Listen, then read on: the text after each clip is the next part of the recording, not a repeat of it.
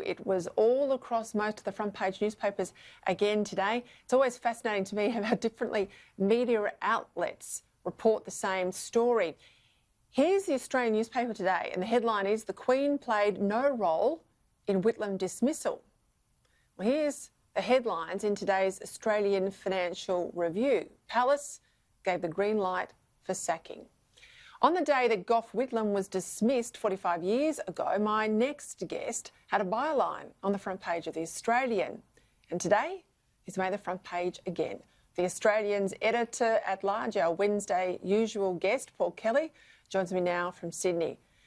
I've got to ask you, it's such a moment in history, the dismissal of Gough Whitlam, as you know, but also the release of these letters by the National Archive yesterday. Paul, and you were there at both sort of bookends of history. What did you make of yesterday's letter release? Well, I might start by saying, Peter, that a wit said to me today, the only two people still around 45 years later are the Queen and yourself.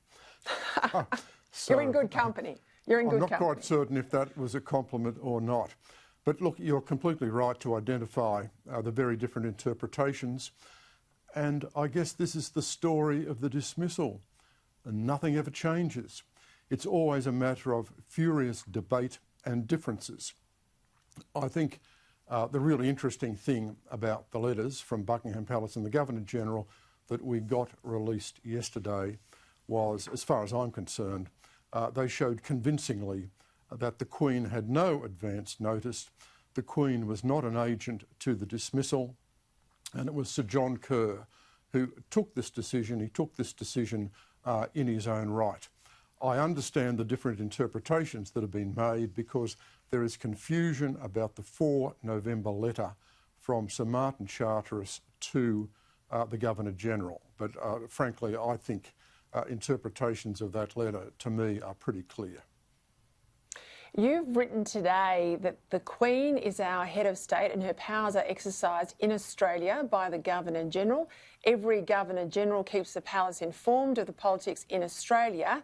That is integral to the job.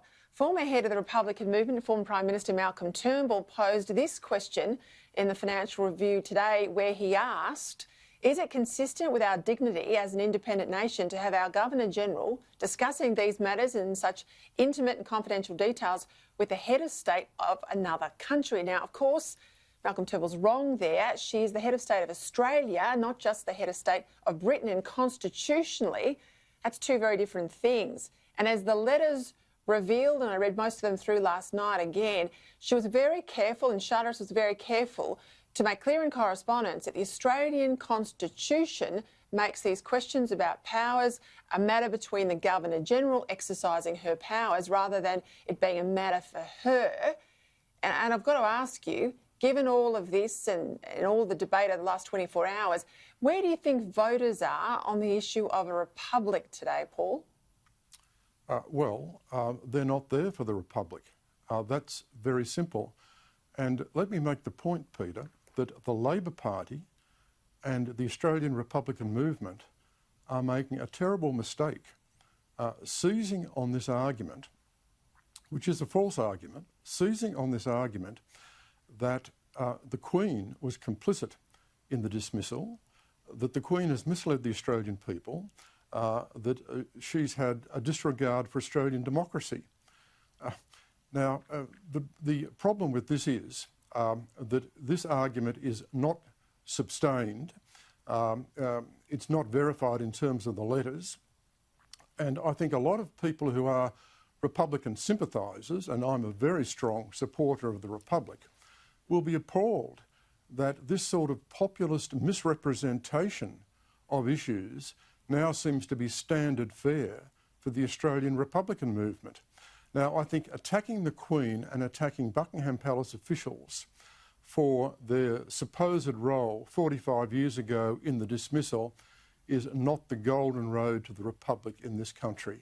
This is a really serious error of political judgment.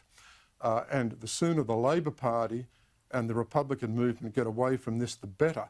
But what they've done is they've doubled down over the last couple of days. Big mistake. Absolutely. Absolutely.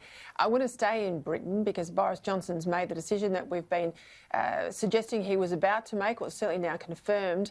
They will move away and literally withdraw out of the network Huawei equipment and ban Huawei from the 5G rollout. They say it'll take a number of months. It will push out the time frame, and in terms of the cost too of their 5G rollout. Given China's aggression in recent months and given all we know about the COVID issue and for us the trade aggression, is this what's tipped Boris Johnson's hand? Because he was the guy who backed this decision in.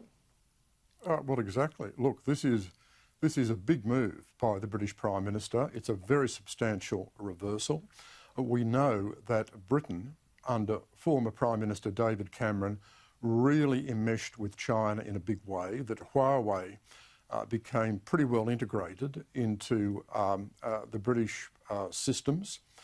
And for Britain now to turn around and reverse, well, this is a reflection of not just the changing international environment about China, but it's a reflection of the advice from security and intelligence agencies from the Five Eyes partners. Mm-hmm. And we know the advice that the Australian agencies gave in 2018, and that's why the decision was taken then by Malcolm Turnbull and Scott Morrison to keep Huawei out of our 5G network. And what we're now seeing is other countries such as Britain following along in the footsteps of that. And this reflects an ongoing reassessment by security and intelligence agencies.